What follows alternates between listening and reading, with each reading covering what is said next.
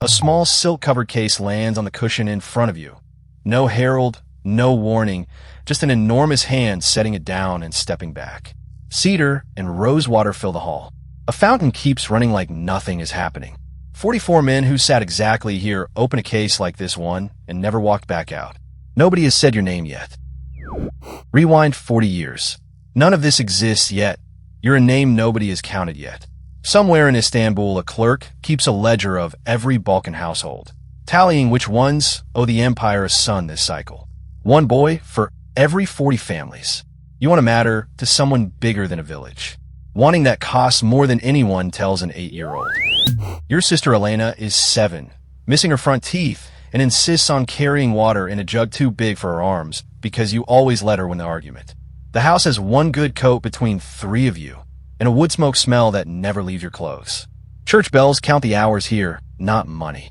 You have never once eaten meat on a weekday. Your mother portions the bread by weight, not by hunger, and nobody complains out loud about the piece smaller than yesterday's.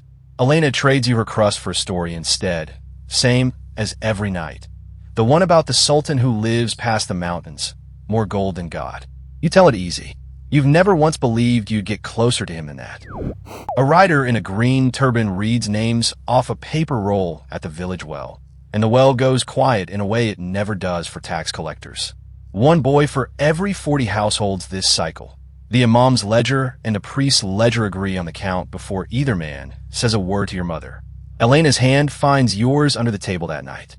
She doesn't ask why it's shaking. The wagon takes 4 boys from 3 villages, and you're the only one who doesn't cry before the church spire disappears behind the ridge.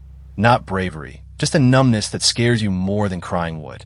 An official strips you to check for illness, files your name in a Turkish spelling you don't recognize yet, and hands you a red felt cap. Elena's crust of bread is still in your pocket, going hard.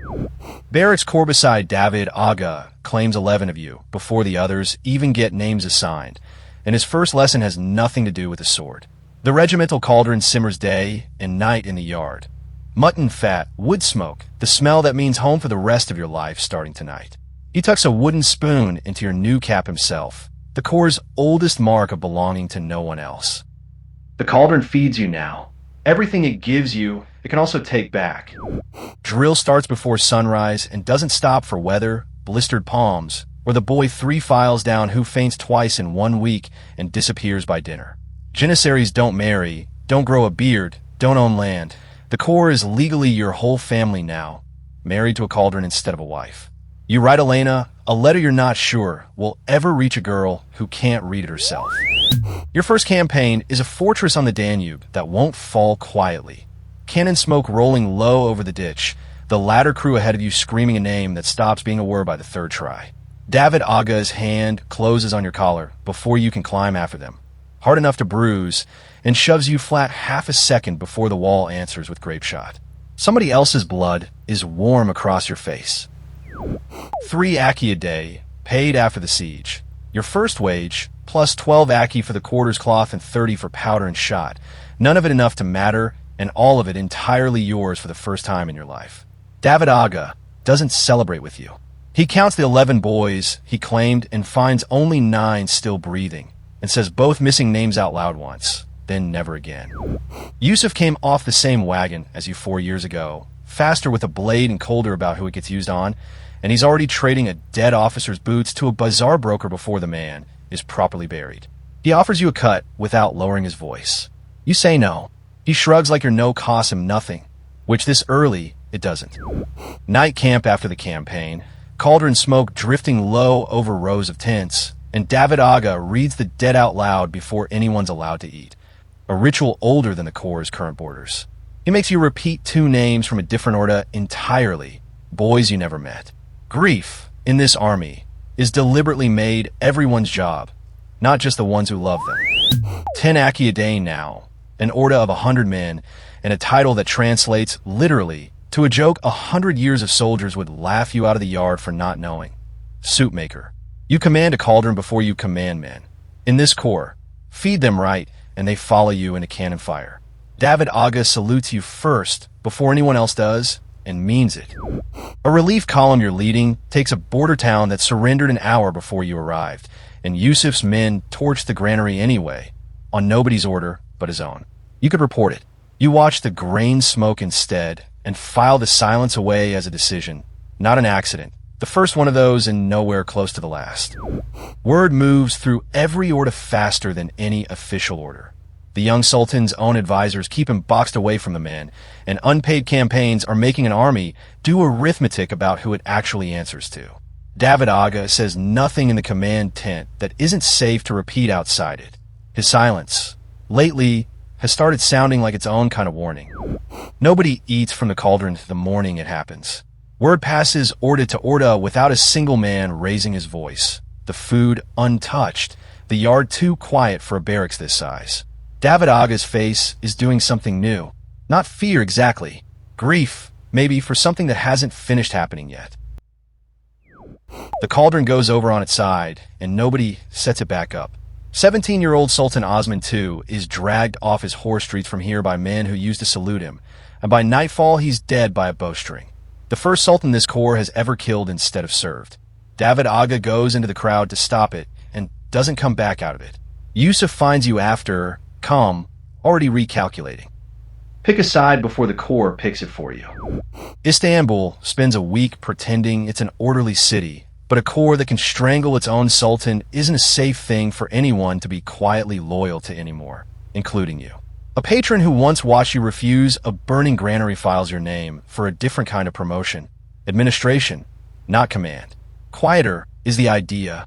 Nowhere in this empire turns out to actually be that. A district comes with the title, a modest one, a ziamet worth some 20,000 akce a year, Sipahi cavalry owed to you by law, and a hall full of villagers kneeling for decisions you're now the one making instead of receiving. None of the revenue is a wage. All of it passes through your hands on its way somewhere above you, which is, it turns out, the actual design. A tax dispute sends you to a village that could be any village, stone houses, one good coat between families, a church spire on the far ridge, and you collect a levy from a mother who looks at your rank and not your face. Somewhere, a clerk in a ledger like the one that once took you is counting her sons too. You don't ask which one. You already know how that question ends.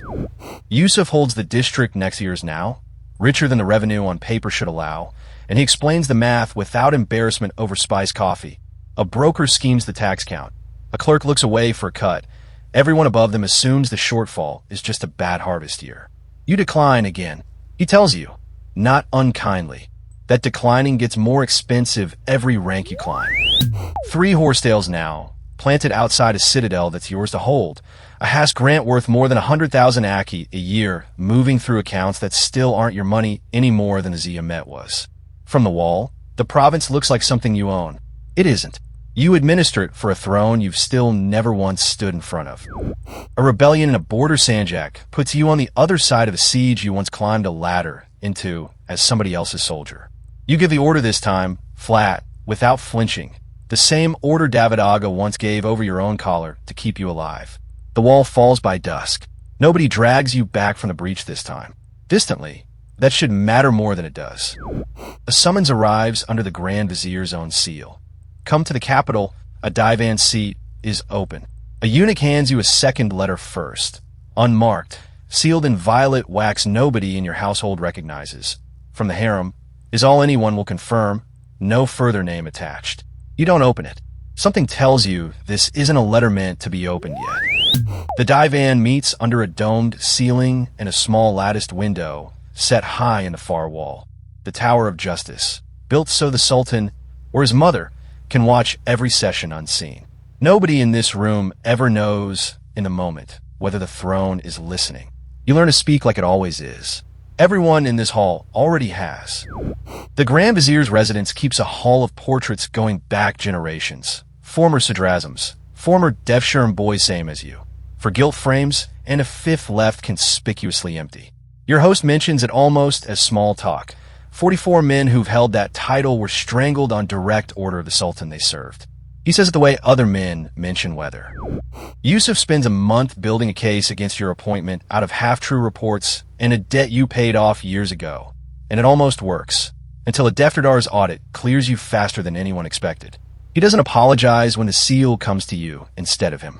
He starts immediately and visibly the arithmetic of surviving the losing side of it. The Sultan's own seal comes to you on a velvet cushion, an appointment nobody in the divan objected to out loud, whatever they said in private afterward. Yusuf, 3 seats down, congratulates you with a smile that doesn't reach anywhere near his eyes. In your coat, a campaign spoon you've carried since you were 11 presses flat against your ribs. Sadrazam, the seal is yours. The army's answer to you as Sardar-I Ikram in the field.